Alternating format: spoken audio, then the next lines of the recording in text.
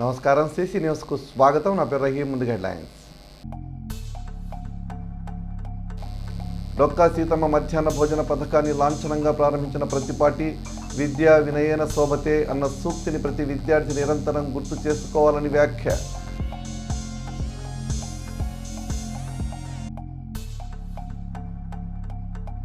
పెండింగ్లో ఉన్న భూ సమస్యలను పరిష్కరిస్తేనే ప్రజలు కూటమి ప్రభుత్వంపై మంచి నమ్మకం ఏర్పడుతుంది. ఆంధ్రప్రదేశ్ రాష్ట్ర రీజనల్ రెవెన్యూ సదస్సులో ఉద్ఘాటించిన ప్రతిపాటి.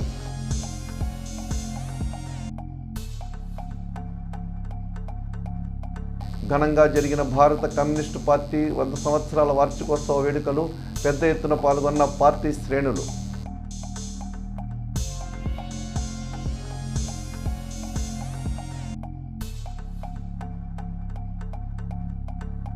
ఈ నెల 5వ తేదీన విజయవాడలో జరిగే హైందవ శంకరావం బహిరంగ సభను జయప్రదం చేయాలి విజ్ఞప్తి చేసిన హిందూ పరిషత్ నాయకులు.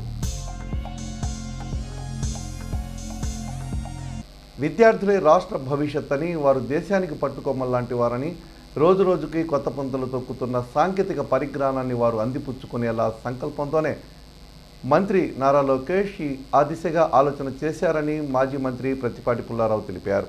శనివారం ఆయన స్థానిక శారదా జెడ్పీ హైస్కూల్లోని జూనియర్ కళాశాలతో పాటు ఎడ్లపాడులోని మహిళా జూనియర్ కళాశాలలో ఇంటర్ విద్యార్థుల కోసం కూటమి ప్రభుత్వం తీసుకొచ్చిన డొక్కా సీతమ్మ మధ్యాహ్న భోజనం పథకాన్ని లాంఛనంగా ప్రారంభించారు.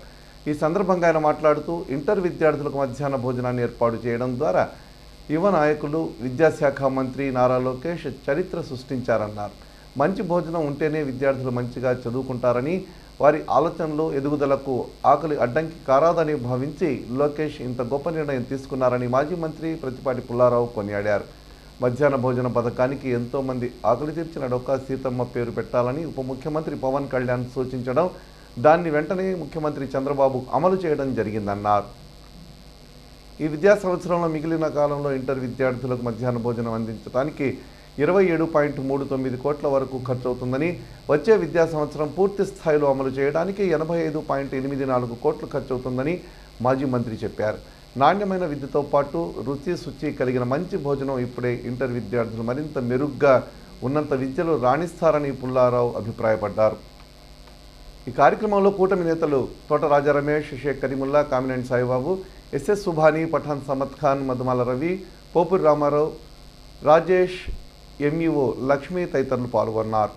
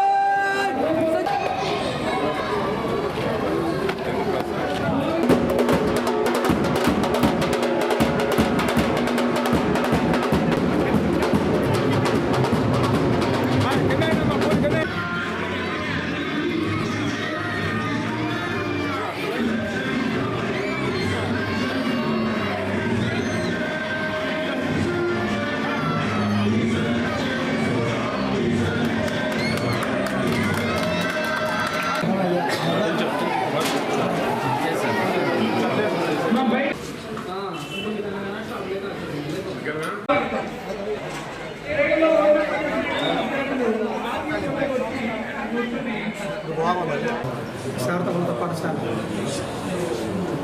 టీచర్స్కి, అదేవిధంగా కమిటీ సభ్యులకి, విద్యార్థులకి, ముఖ్యంగా గౌరవనీయులు చిలకలూరుపేట నియోజకవర్గ అభివృద్ధి ప్రదాత మాన్యశ్రీ ప్రతిపాటి పుల్లారావు గారికి నూతన సంవత్సర శుభాకాంక్షలు.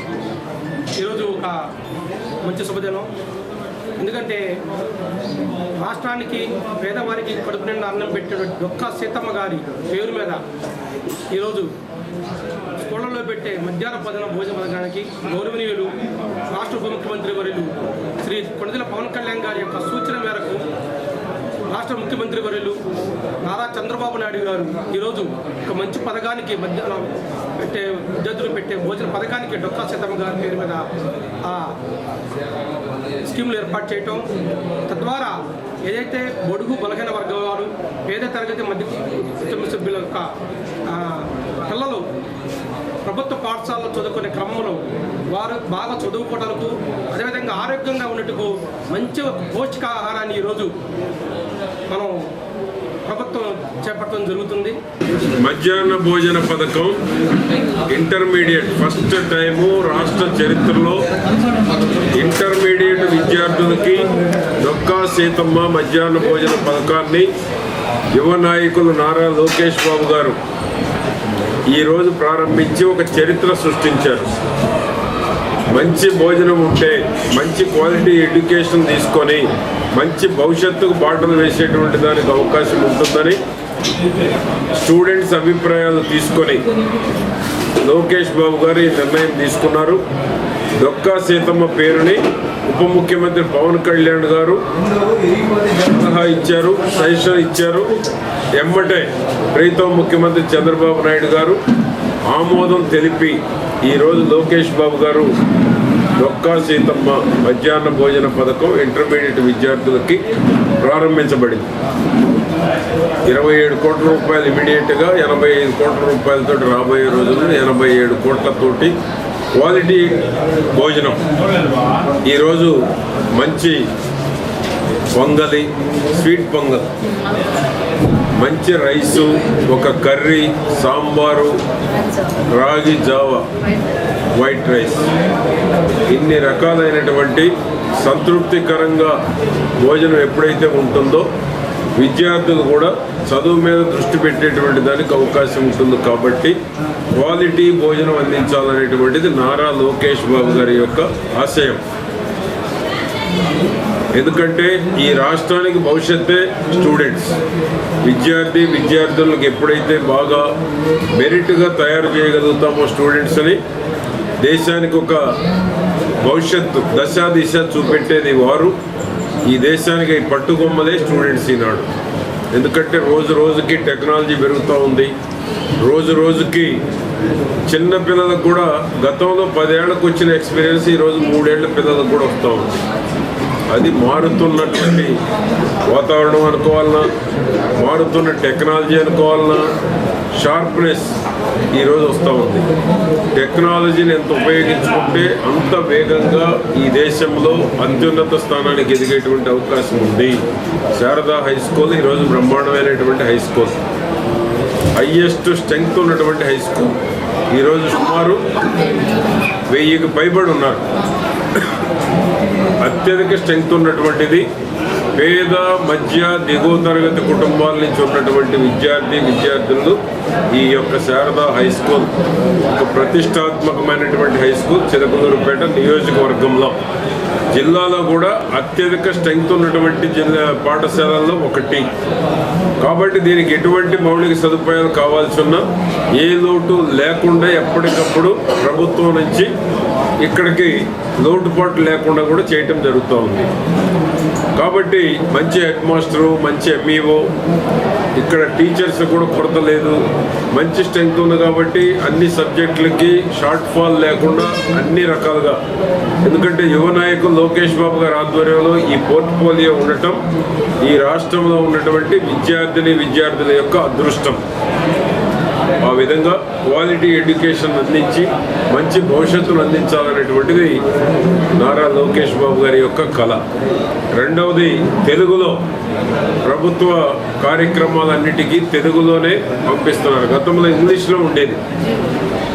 జీవోలన్నీ తెలుగులో ప్రచురించి అందించడం జరుగుతూ ఉంది. దీనివల్ల కూటమి ప్రభుత్వం తెలుగు భాషకి ఎంత ప్రాధాన్యత కల్పిస్తున్నారనేటువంటిది దీన్ని బట్టి అర్థమవుతోంది. దీనివల్ల ఇంకా తెలుగు భాష పట్ల ఆసక్తి పెంచుకోవడానికి కానీ, పారదర్శకంగా ఉండేటువంటి దానికి మీడియం ఎడ్యుకేషన్ ఉన్నటువంటి వాడు కూడా 10వ తరగతి లోపు చదువుకున్నటువంటి గతంలో ఉన్నటువంటి ఎల్డర్స్ కూడా తెలుగు భాషలో ఎప్పుడైతే జీవోలు వస్తున్నాయో ప్రభుత్వం పారదర్శకంగా పనిచేస్తుంది అనేటువంటి దానికి ఇంకా క్షేత్రస్థాయిలో కింది స్థాయి వరకు అందరికీ ప్రభుత్వ జీవోలు, గవర్నమెంట్ ఆర్డర్స్, ప్రభుత్వ ఉత్తర్వులు అర్థం చేసుకునేటువంటి దానికి అవకాశం ఉంటుంది. కాబట్టి ఇవన్నీ కూటమి ప్రభుత్వం యొక్క ఘన విజయాలు. ఈ కూటమి ప్రభుత్వంలో ప్రజలు సంతోషంగా ఉండాలి, గత అరాచక పాలన నుంచి బయటపడి సంతోషంగా ఉన్నాము అనేటువంటిది ప్రజల నుంచి వస్తున్నటువంటి అభిప్రాయం. సంతోషంగా ఉన్నామంటున్నారు పబ్లిక్ ఎక్కడ పట్టినా కూడా. ఎందుకంటే గత ప్రభుత్వ అరాచకాలు, గత ప్రభుత్వంలో దోపిడీలు, దొంగతనాలు, కబ్జాలు, అక్రమ కేసులు, భయభ్రాంతులు చేయటం, ఆ విధమైన పరిస్థితుల నుంచి ఎవరికి వారు స్వేచ్ఛగా బతికేటువంటి పరిస్థితి ఈ కూటమి ప్రభుత్వంలో వచ్చింది. అందుకనే ప్రజలు సంతోషంగా ఉన్నారు. రాష్ట్ర రెవెన్యూ మంత్రి అనగాని సత్యప్రసాద్ ఆధ్వర్యంలో శుక్రవారం మంగళగిరిలోని ఏపీఐఐసి భవన్లో జరిగిన ఆంధ్రప్రదేశ్ రాష్ట్ర రీజనల్ రెవెన్యూ సదస్సులో మాజీ మంత్రి ప్రత్తిపాటి పుల్లారావు పాల్గొన్నారు. ఈ సమావేశంలో చిలకలూరిపేట నియోజకవర్గ వ్యాప్తంగా ప్రజల నుంచి వచ్చిన అర్జీల పరిష్కారానికి తీసుకున్న చర్యలపై సంబంధిత అధికారులను మాజీ మంత్రి ప్రశ్నించారు. సమస్యల పరిష్కారానికి తగిన చొరవ చూపాలని రెవెన్యూ అధికారులు, సిబ్బందికి తగిన ఆదేశాలు ఇవ్వాలని రెవెన్యూ మంత్రి సత్యప్రసాద్కు పుల్లారావు సూచించారు. చిలకలూరిపేట నియోజకవర్గ వ్యాప్తంగా అపరిష్కృతంగా ఉన్న అర్జీల పరిష్కార విషయంలో అధికారులు నిర్లప్తంగా వ్యవహరించడంపై ప్రత్తిపాటి అసహనం వ్యక్తం చేశారు. అధికారులు, సిబ్బంది వ్యవహార శైలిపై వెంటనే జోక్యం చేసుకోవాలని, నిర్లక్ష్యంగా వ్యవహరించే రెవెన్యూ సిబ్బందిపై కఠిన చర్యలు తీసుకోవాలని మంత్రి అనగాని సూచించారు. నియోజకవర్గంలో టెక్స్టైల్ పార్కు సర్వే నంబరు 482లో కేటాయించిన 108 ఎకరాలు వేరే వ్యక్తుల ఆధీనంలో ఉన్నాయని, సదరు భూమిని వెంటనే విడిపించి ఇండస్ట్రియల్ పార్కుకు కేటాయించాలని కోరారు. ఈ విషయంలో అవసరమైన కఠిన చర్యలు తీసుకోవాలని సూచించారు. ఎడ్లపాడు మండలంలో దాదాపు 30 ఏళ్లుగా నివాసం ఉంటున్న పేదలకు వారి నివాసాలపై హక్కు కల్పిస్తూ వెంటనే పట్టాలు మంజూరు చేసే చర్యలు తీసుకోవాలని పుల్లారావు రెవెన్యూ మంత్రికి విజ్ఞప్తి చేశారు. కొందరు తమ భూములను కుటుంబ సభ్యులకు బహుమతిగా ఇచ్చి పట్టాదారు పాస్ పుస్తకాలు తీసుకున్నప్పటికీ రీసర్వే రికార్డుల్లో ఇప్పటికీ పేర్లు సరిగా నమోదు కాలేదని, రైతుల మనోవేదనను అర్థం చేసుకొని సమస్యపై వెంటనే అధికారులు దృష్టి సారించాలని సూచించారు. నాదిళ్ల మండలం సాతులూరు గ్రామంలో జంపని పెద్దబ్బాయికి సంబంధించిన 2.5 ఎకరాల భూమి సీలింగ్ ల్యాండ్గా నమోదైందని, సదరు వ్యక్తి సమస్య పరిష్కారానికి 10 ఏళ్లుగా అధికారులు చుట్టూ తిరుగుతున్నారని, అలా ఏళ్ల తరబడి ఉన్న పెండింగ్లో ఉన్న సమస్యలను పరిష్కరిస్తే ప్రజలకు కూటమి ప్రభుత్వంపై మంచి నమ్మకం ఏర్పడుతుందన్నారు.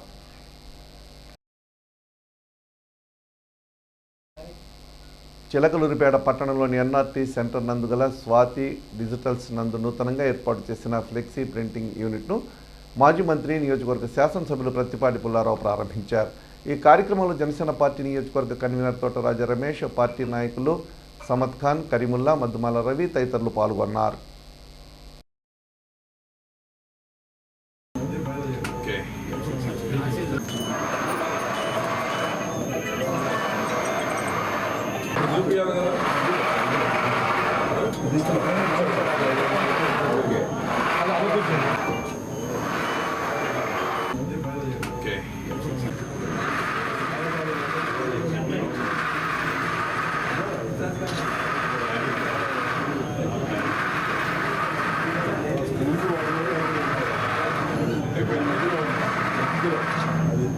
చిలకలూరిపేట పట్టణంలోని కందిమళ్ళ సూపర్ స్పెషాలిటీ హాస్పిటల్ నందు చికిత్స పొందుతున్న తోట లక్ష్మీనారాయణ చిన్నకాపు కుమారుడు తోట పవన్ కుమార్ని మాజీ మంత్రి, నియోజకవర్గ శాసనసభ్యులు ప్రత్తిపాటి పుల్లారావు, జనసేన పార్టీ నియోజకవర్గ కన్వీనర్ తోట రాజా రమేష్ పరామర్శించారు.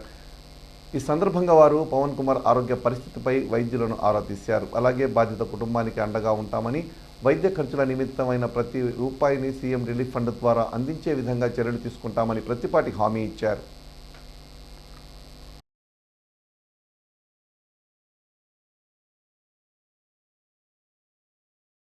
ఆప్షన్స్ కూడా లేవు సార్.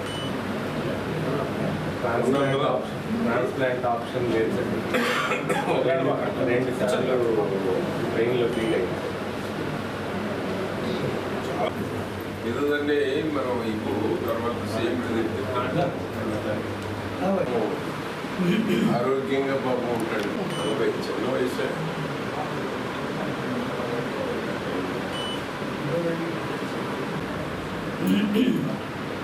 ఓకే, ధైర్యంగా ఉండవు. సీఎం రిలీఫ్ చేద్దాం. మీ నాన్నకి బరువు పడకుండా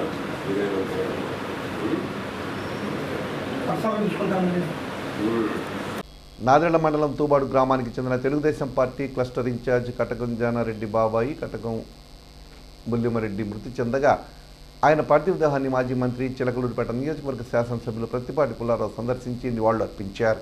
అనంతరం కుటుంబ సభ్యులను పరామర్శించారు. ప్రత్తిపాటి వెంట జనసేన పార్టీ నియోజకవర్గ కన్వీనర్ తొత్త రాజా రమేష్, పలువురు పార్టీ నాయకులున్నారు. ఎడ్లపాడు గ్రామానికి చెందిన షేక్ కరీమున్ ఇటీవల మరణించడం జరిగింది.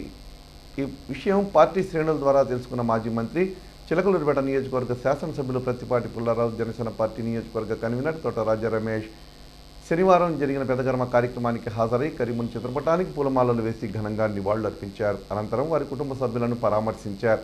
వారి వెంట పలువురు పార్టీ నాయకులున్నారు. చిలకలూరిపేట పశు వైద్యశాల assistant director doctor T Srinivasarao, పశుమరు పశు వైద్యశాల డాక్టర్ పి దీప్తి జంతువులపై వారికి ఉన్న మంచి మనసు మరోసారి చాటుకున్నారు. శనివారం ఓ గుర్తు తెలియని వ్యక్తి 2 కాళ్లకు తీవ్ర గాయాలై రక్తం కారుతున్న ఓ కుక్కపిల్లను పశుమర్రు వైద్యశాల వద్ద వదిలి వెళ్ళిపోయాడు. అది గమనించిన అక్కడి సిబ్బంది వెంటనే doctor T Srinivasarao, doctor Deepi దృష్టికి తీసుకురావడంతో వారు హుటాహుటిన ఆ కుక్కపిల్లకు వైద్యం అందించారు. కనీసం నడవలేని స్థితిలో ఉన్న కుక్కపిల్లకు మానవత్వంతో ఆపరేషన్ చేసి 2 కాళ్లకు కట్లు కట్టారు. కుక్కపిల్ల మరలా రికవరీ అయ్యే వరకు దగ్గరుండి పర్యవేక్షించారు. దీంతో వారి మంచు మనసుకు స్థానికులు అభినందనలు తెలిపి జంతువులపై వారికి ఉన్న ప్రేమను కొనియాడారు. భారత కమ్యూనిస్టు పార్టీ సిపిఐ 100 సంవత్సరాల వార్షికోత్సవ వేడుక సందర్భంగా శుక్రవారం పట్టణంలోని మార్కెట్ సెంటర్లో ఉన్న స్వతంత్ర మైదానం, టైలర్స్ వర్కర్స్ యూనియన్, గడియార స్తంభం సెంటర్ వద్ద ఉన్న వాణి రంగారావు స్మారక స్తూపం, గాంధీ పార్క్ వద్ద ఉన్న గాత్రం నాగయ్య స్మారక స్తూపం వద్ద సిపిఐ జెండాలను ఆ పార్టీ నాయకులు ఆవిష్కరించారు.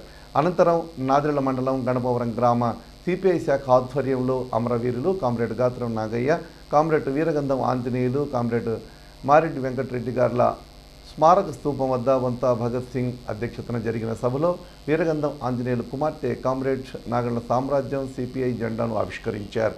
అనంతరం సెంటర్లో జరిగిన బహిరంగ సభలో సిపిఐ పట్టణ కార్యదర్శి పేలూరు రామారావు, నాయుడు శివకుమార్, నాగభైరి రామసుబ్బాయమ్మ, మోసుబైన వెంకటేశ్వర్లు మాట్లాడుతూ వేల మంది అమరవీరుల త్యాగాలతో నిర్మితమైన కమ్యూనిస్టు పార్టీ ఈ దేశంలో అవినీతి, పేదరికం, అణిచివేత ఉన్నంతకాలం ఎర్రజెండా పోరాటాలు కొనసాగుతాయని అన్నారు.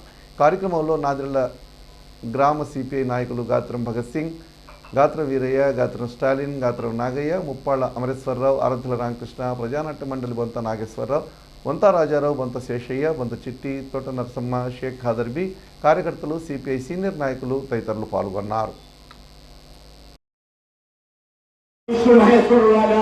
కమ్యూనిస్టు పార్టీని ఆదరించి ఈ 100 సంవత్సరాలు ఈ కమ్యూనిస్టు పార్టీకి ఇచ్చినటువంటి ఘనత వాళ్ళందరికీ దక్కుంది. అటువంటి మహోన్నతమైనటువంటి వ్యక్తిని ఇవాళ మనం గుర్తు చేస్తే పోరాటాలు సక్సెస్ కాలేదు. ఏ పోరాటం లేకుండా ఏ ప్రజల సమస్యల పరిష్కారం కాలేదు. అటువంటి కమ్యూనిస్ట్ పార్టీ 100 ఏళ్ళు పూర్తి చేసుకున్న సందర్భంగా పూర్తి చేసుకుంటే మీ అందరికీ తెలుసు నిరాడంబర జీవి.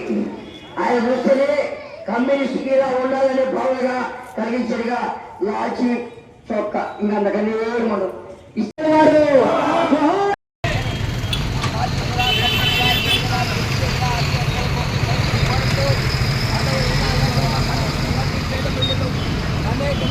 అనేక ఉద్యమాలను తీసుకొచ్చినది ఈనాడు పరిపాలించే పాలకులు మన ఉద్యమాల ద్వారా ప్రజలు చేతులపరిచాం కాబట్టి కొన్ని వాళ్ళకి సాధించబడుతుంది. అందుకనే రాబోయే రోజుల్లో కమ్యూనిస్ట్ పార్టీ బలోపేతమై అన్ని సంఘాలు బలంగా నిలుస్తుంది. ఈ నెల 5వ తేదీన విజయవాడలో విశ్వ హిందూ పరిషత్ ఆధ్వర్యంలో జరిగే హైందవ శంకరరావం బహిరంగ సభను జయప్రదం చేయాలని కోరుతూ శనివారం విశ్వ హిందూ పరిషత్ నాయకులు, నిర్వాహకులు ప్రచారం నిర్వహించారు. ఈ సందర్భంగా పోలూరి శ్యామ్మోహన్ రావు మాట్లాడుతూ హైందవ శంకరరావం కార్యక్రమానికి వేలాదిగా తరలివచ్చి విజయవంతం చేయాలని కోరారు. వెల్లంపల్లి శ్రీరాములు మాట్లాడుతూ బహిరంగ సభకు వెళ్లేవారు తగిన జాగ్రత్తలు తీసుకోవాలన్నారు. సమయానికి చేరే విధంగా ప్రణాళికలు సిద్ధం చేసుకోవాలన్నారు. ఈ కార్యక్రమంలో తోట బ్రహ్మస్వాములు, సీతారామాంజనేయులు, నాగేశ్వరరావు, కాకుమాన్ గిరి, గుడిపాటి బాలగురునాథ్ గుప్తా, వంశీధర్, లీలాకృష్ణ మహేష్, పోలిశెట్టి గుణశేఖర్ గుప్తా తదితరులు పాల్గొన్నారు. 5వ తారీఖు ఆదివారం విజయవాడ దగ్గర గన్నవరంలో హైందవ శంఖారావం బహిరంగ సభ బ్రహ్మాండంగా జరగబోతున్నది. ఆ కార్యక్రమానికి చిలకలూరిపేట నగర మరియు పరిసర ప్రాంత ప్రజలందరూ కూడా వేలాదిగా పాల్గొని ఆ కార్యక్రమాన్ని విజయవంతం చేయవలసిందిగా కోరుతున్నాం. వస్తువులు ఎవరికైనా కావాల్సింటే మరి ఆ వివరాలకి వెల్లంపల్లి రాము అట్లాగే సీతారామాంజలి గారిని అడగవలసిందిగా కోరుతున్నాం. అట్లాగే చిలకలూరుపేట పరిసర ప్రాంతాల నుంచి ఉదయం 7 గంటలకే మనం బయలుదేరాలి. 10:30 కల్లా విజయవాడ సభాస్థలికి చేరాలి. భోజన కార్యక్రమం అక్కడే ఉంటుంది. మధ్యలో అల్పాహార కార్యక్రమం కూడా ఏర్పాటు చేయడం జరిగింది. కాబట్టి ఈ కార్యక్రమాన్ని విజయవంతం చేయవలసిందిగా కోరుతున్నాం. అట్లాగే ఆంధ్రప్రదేశ్లో పీఠాధిపతులందరూ కూడా ఆ కార్యక్రమంలో పాల్గొంటారు. అట్లాగే విశ్వ హిందూ పరిషత్ కార్యక్రమంలో ఆ విశ్వ హిందూ పరిషత్ అఖిల భారత కార్యదర్శులు పెద్దవాళ్ళందరూ కూడా ఆ కార్యక్రమంలో పాల్గొంటారు. కాబట్టి ఈ కార్యక్రమాన్ని విజయవంతం చేయవలసిందిగా చిలకలూరుపేట పుర ప్రముఖులందరినీ కూడా కోరుతూ ధన్యవాదాలు తెలియజేస్తున్నాను. ఆంధ్రప్రదేశ్లో ఉన్న దేవాలయాలని స్వయం ప్రతిపత్తిగా ఉండాలని, దేవాలయాన్ని కూడా ప్రభుత్వ ఆధీనం నుంచి హిందూ సంస్థల ఆధీనంలో రావాలని రాష్ట్ర వ్యాప్తంగా చేస్తున్న ఈ ఉద్యమంలో భాగంగా విజయవాడలో గన్నవరం విమానాశ్రయం వద్ద జరుగుతున్న బహిరంగ సభని రాష్ట్ర ప్రజలందరూ కూడా పాల్గొని ఈ యొక్క మహాసభని జయప్రదం చేయవలసిందిగా. అందరికీ నమస్కారం. చిలకలూరుపేట విశ్వ హిందూ పరిషత్ చలో విజయవాడ జనవరి 5 ఆదివారం గొప్ప బహిరంగ సభ. ఈ కార్యక్రమానికి పీఠాధిపతులు అలాగే ధర్మాచార్యులు అందరూ కూడా ఈ కార్యక్రమాన్ని చేస్తున్నారు. ఎంతోమంది పీఠాధిపతులను మనం చూసే భాగ్యం మన ఆంధ్రప్రదేశ్కి దక్కింది. మనం ఈ ఆంధ్రప్రదేశ్లో నిర్వహించుకుంటున్న మొదటి సభ. ఈ కార్యక్రమానికి లక్షలాదిగా జనం తరలి వస్తారు. అది ఒక అద్భుతమైన సింహగర్జన. కాబట్టి మనం అందరం కూడా ఈ కార్యక్రమానికి పాల్గొని ఈ కార్యక్రమంలో సూచించిన విధంగా మనం వారి వాక్యాలు విని, అలాగే అక్కడే అన్నప్రసాదం కూడా ఉంటుంది. దీనికి దేవాలయాలని ఎండోమెంట్ నుంచి విడుదల చేయాలి, అలానే స్వయం ప్రతిపత్తి కలిగించాలని మరియు కొన్ని డిమాండ్స్ కోసం ఈ కార్యక్రమం నిర్వహిస్తున్నారు. ఈ కార్యక్రమంలో అందరూ కూడా పాల్గొని విజయవంతం చేయాలి. స్థానిక కాంగ్రెస్ పార్టీ కార్యాలయం ఇందిరాభవన్లో శుక్రవారం సాయంత్రం దివంగత మాజీ ప్రధాని మన్మోహన్ సింగ్ సంస్మరణ కార్యక్రమం జరిగింది. ఈ సందర్భంగా పలువురు వక్తలు మాట్లాడారు. పార్టీ ఇన్ఛార్జ్ ఎం రాధాకృష్ణ మాట్లాడుతూ ఆర్థిక రంగాల్లో దేశాన్ని అత్యున్నత స్థాయికి తీసుకువెళ్లిన ప్రధాని మన్మోహన్ సింగ్ అని కొనియాడారు. తొలుత చదువుల తల్లి సావిత్రిబాయి పూలే జయంతి కార్యక్రమాన్ని నిర్వహించారు.